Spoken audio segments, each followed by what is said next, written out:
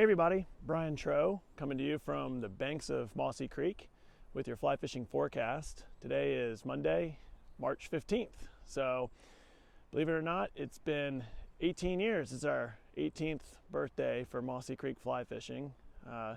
So kind of a big deal. We'd love to be having a big open house like we normally do this time of year for everyone, but hopefully maybe by the fall we'll be able to pull something like that off. The fishing has been really awesome. It's March, so typical weather. 65 degrees one day and in the low 40s today, right now. That's going to be basically what we get for the next week. Up and down, up and down. You got to ride the roller coaster, and the fish ride it too. So it looks like a little bit of ice and freezing rain coming in this evening, especially up in the Blue Ridge, up at higher altitude. So if you're going out tomorrow morning, just be aware there could be a lot of slick spots. Warming up Wednesday, rain Thursday and Friday, cooling back down this weekend. So, you know, pick your days, pick your battles. The fish will deal with it. Basically, nothing but good reports coming out of the mountain stream. So the brook trout bite is really on.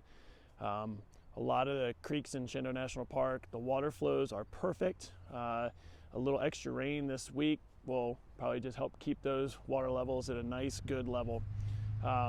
We've had a lot of reports of dry fly fishing's good. Caddis are hatching, quills are hatching. In the next couple of weeks, depending on the weather, we should start seeing some more variety to the top water. However, you know, when a fish has just survived all week, all winter long in those cold little creeks, they're not too selective, right? The first hatches of the year are always a lot of fun because the fish are just kind of dumb for the flies. They're just excited to see extra food around for the first time. So, and then one thing to kind of point out, it is still winter. So even though you may go on a 60 or 70 degree day like we've had, the fish aren't typically really that spread out. They've hunkered down in their pools for the winter, and it definitely takes the water temps getting up quite a bit for those fish to begin to spread out. They're tired of being on top of one another. They'll start to push off into the transition water. So you may find some in those transition spots where it's shallow riffles where you can kind of high stick through there. But for the most part, we're finding they're still really concentrated heavily in the pools. That'll start to change over the next couple of weeks. What we really need are some warm nights. It was 27 degrees last night, so we need to have warm nights to really start pushing the water temperatures up. And then when that happens, you'll find fish in every little nook and cranny. The spring creeks have been fishing quite well. Spring creeks really don't have the big early hatches that the mountain streams have. Our first major hatch you're going to find out here on this creek, big hatch, is going to be the sulphurs, and those are going to be in April.